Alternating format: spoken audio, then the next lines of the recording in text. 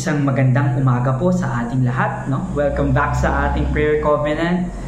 Sama-sama nating simulan ang ating araw kasama ang ating Panginoon upang may alay natin, may offer natin sa Kanya ang buong araw na ito.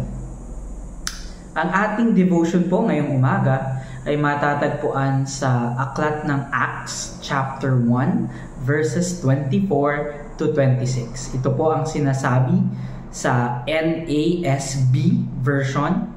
And they prayed and said, "You, Lord, who know the hearts of all men, show which one of these two you have chosen to occupy this ministry and apostleship from which Judas turned aside to go to his own place." And then they drew lots for them, and the lot fell to Matthias, and he was added to the 11 apostles. Blessed are we who have heard and read the word of our Lord this morning. So ang kwento po natin mga kaibigan, no, mga kapatid, ay magsisimula noong hinanap ng mga apostles kung sino ang papalit kay Judas. So alam natin naman kung sino si Judas. Siya yung traidor, no, kay Jesus. Siya yung humalik kay Jesus, no, yung nag-kickstart dun sa pag-crucify ng mga tao, ng mga Pharisees kay Jesus. So after Judas betrayed Jesus, the apostles wanted to determine, no, sino ba yung pinaka the best na papalit sa posisyon na ito, no, sa 12th possession among the apostles. So they used wisdom to narrow their selection down to 2 men.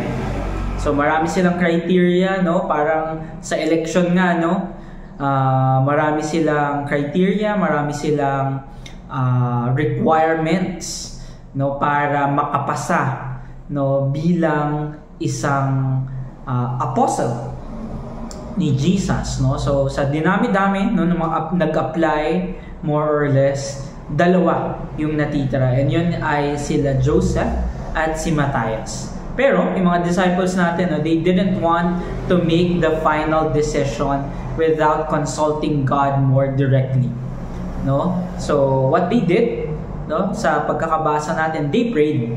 No, they prayed to God, "Lord God, sino po ba yung ipapalit namin kay Judas? Ito po ba si Joseph? Ito po ba si Matthias?" No?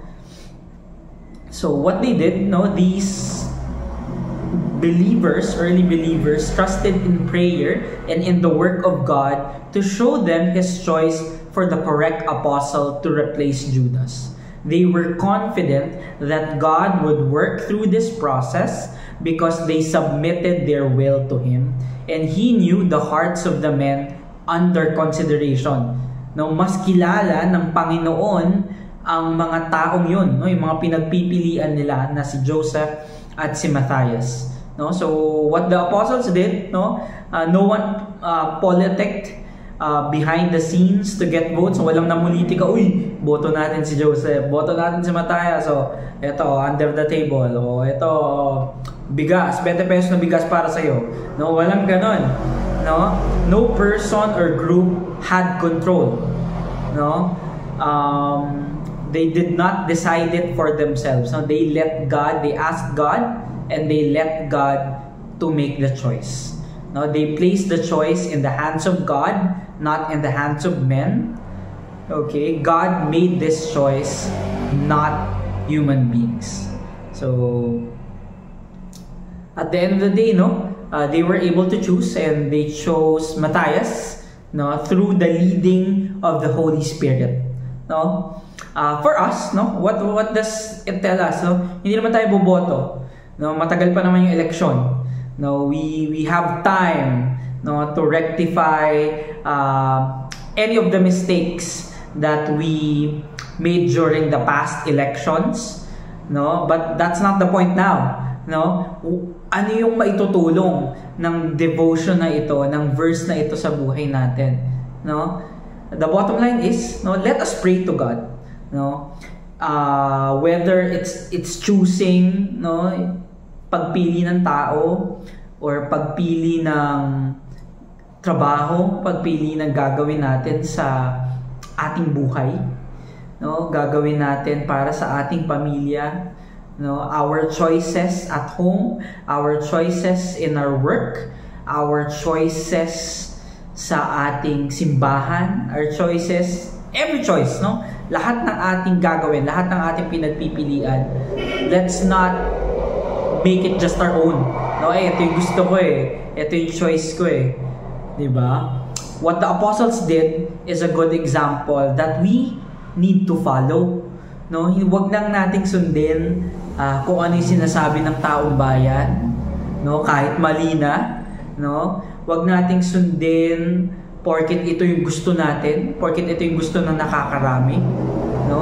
Lagi po nating pipiliin, no, yung tama at totoo, no? Piliin natin, of course, para makasiguro tayo na ang gagawin natin ay tama, na ang gagawin natin ay totoo, no? Let's make sure, no, that we pray to God about it. Let's make sure that we are being led by the Holy Spirit sa lahat ng ating pipiliin at sa lahat ng ating gagawin.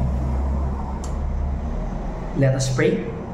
Hallelujah, Lord. We thank you for this morning na pinagsama-sama nyo kami para sa prayer covenant na ito. Lord, continue to touch our lives, to touch our hearts, Lord. Tulungan nyo kami, Lord, na sa lahat ng aming pagdedesisyonan sa buhay, lahat ng aming gagawin sa aming buhay, lahat ng choices sa aming buhay, gaano man kaliit o kalaki ang mga desisyon na ito, Lord.